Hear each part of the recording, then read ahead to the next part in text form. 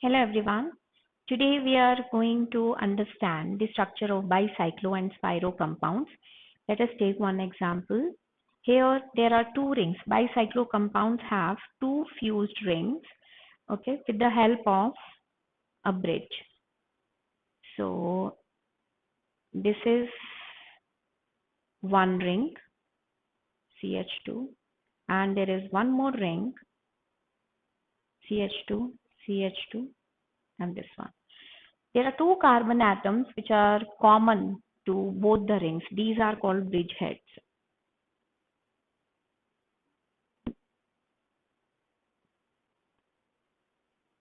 Bridgeheads. These two are the bridgeheads. Okay. So, and these are the bridges. This is bridge of two carbon atom. This is bridge of one carbon atom, and this is again bridge of two carbon atom. Okay. I'm repeating. Bicyclo compounds are those in which two fused rings are present and with the help of bridges. There are two carbon atoms which are common to both the rings which are called bridgeheads. And each bond or chain of atoms connecting the bridgeheads are called bridges. Okay. So while naming Bicyclo, first we have to write Bicyclo. Okay, I'm talking about those Bicyclo compounds in which there are no substituents present. So while naming bicycloalkanes, first write the prefix bicyclo. Then in the square bracket, we have to write the number of carbons in every bridge in descending order. So 2 here, 2 in this bridge, and 1 in this bridge. So it will be 2 dot 2 dot 1. So the number of carbons of each bridge we have to show in descending order separated by a full stop.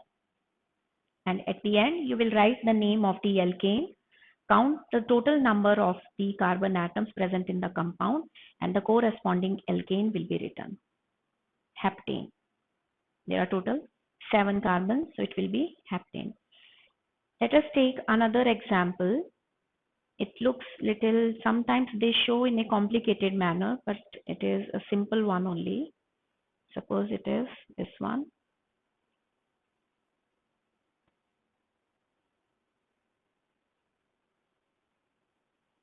Here it seems that it is connected here at this particular point, but it is not. Okay, so because there are straight lines, so it is not connected here. It is the straight chain. So these two are the bridgeheads, and there are 3 carbons in this bridge, 2 carbons in this bridge, and 2 carbons in this bridge. This can be shown something like this.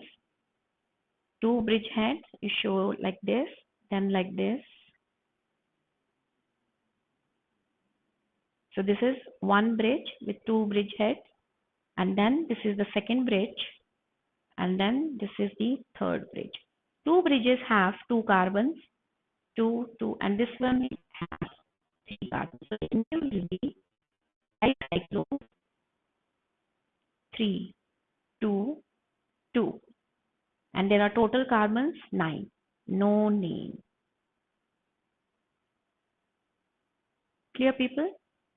Next, what if there are substituents present? Then we have to number each bridge starting with bridgehead. For example, this one, CH, CH2, CH2, CH, CH2, CH2, CH2, C, and in the middle one, there is one substituent. This is the substituent. These two are the bridgeheads, this one and this one. So if substituents are present, we have to number the ring system starting from the bridgehead which is closer to the substituent. So both are at equivalent position, both bridgeheads with respect to this. So 1, carbon number 1. Then we have to go along the longest bridge. So the longest bridge is this one, which has 3 carbons, 1, 2, 3. So this will be carbon number 2. This is 3. This is 4.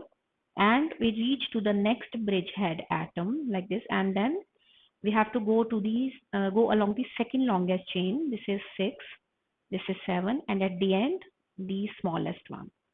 So now the substituent methyl is present on 8th carbon. So it will be 8-methyl bicyclo, again square bracket, and then you will mention the number of carbons in each bridge in descending order: 3, 2, 1, octane. There are total 8 carbons, right? I'm taking one more example.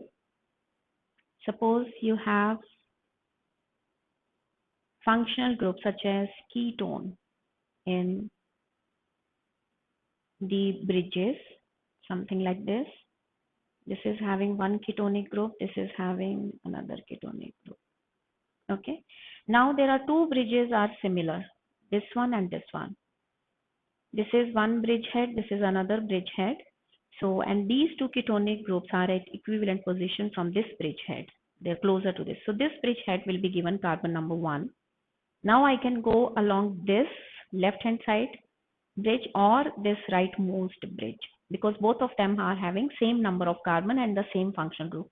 So this will be carbon number 1, this is 2, this is 3, go to the another bridgehead, 5, 4, 5, 6, then reach to the first bridge, and then 7, 8, right?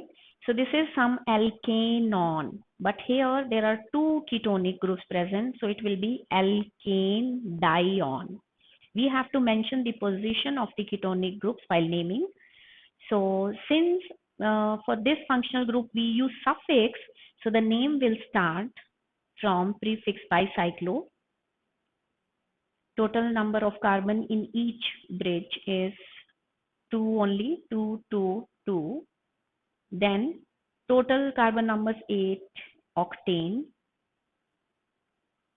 2, 6, dione. Here, on is the suffix for the functional group, but we are using before that di. So that's why this alkane's E is not removed. Okay, so it will be bicyclo 2, 2, 2, octane 2, 6, dione. Now coming to the Spiro compounds. So in bicyclo compounds, we saw that there are two bridgehead atoms. In Spiro compounds, there are two rings joined by one 4-degree carbon or quaternary carbon. So there is a 4-degree carbon which is common to two rings. For example, in this case, this one is the 4-degree carbon. This is also called spirocarbon in this particular compound. Okay. Now for naming, you have to start first numbering from that carbon which is next to the spirocarbon and present in the smaller ring. So there are two rings. This ring is of 3 carbons and this ring is of 5 carbons. So this one is this one will be given. This is next to the carbon. So this one, either you can give this also 1, 2, or you can give this also 1, 2, and then you have to reach to the quaternary carbon which is spirocarbon 3. Then you can go like this: 4, 5, 6, 7. Okay. So while naming, we use prefix spiro, and then in square bracket we have to write the number of carbons in each ring in ascending order. There in bicyclo compounds it was in descending order. Here it is in ascending order. So the name will be spiro 2, 4, heptane. Right? Let us take another example. If you have substituent, okay, then also irrespective of the length of the irrespective of the nature of the substituent, we have to take always the smallest ring first. This is the spirocarbon.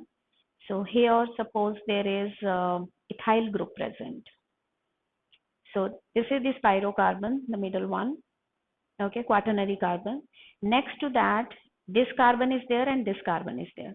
So I will prefer this one because the substituent gets the least number. Okay, 1, 2, 3, then 4, 5, 6, 7, 8. Let us attach one more group. Suppose here there is bromine present. Okay, so since for bromine, B comes first in alphabetical order, then E for ethyl. Still, we have chosen this because this is the smaller ring.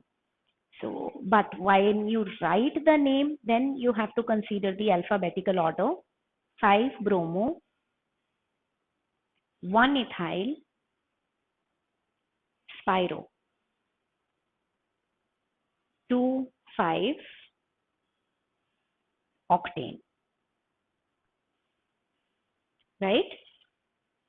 So you please remember, irrespective of the nature of the substituent, okay, while numbering we do not consider the alphabetical order of the substituent, but when you name it then you follow the alphabetical order.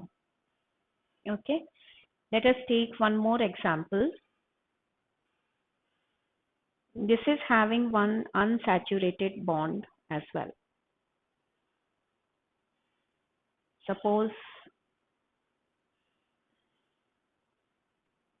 here is ethyl and there is a double bond here.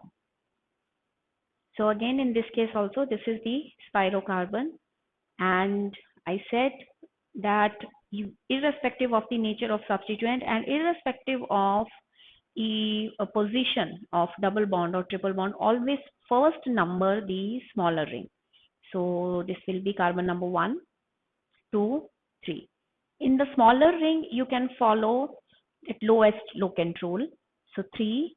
Then now since we have reached to this ring, try to give the doubly bonded carbon the least number. So you will go through this line: 5, 4, 5, 6, 7, 8. Suppose there is one methyl group is also present. Okay. So its name will be 1 ethyl. You have to go in the alphabetical order. Ethyl will come first, then methyl, 4 methyl, Spiro, 2, 5, oct, 5, E. Yes, people? I hope you understood well now, and there is no confusion in Spiro and Bicyclo compounds and their nomenclature. Thank you. Bye.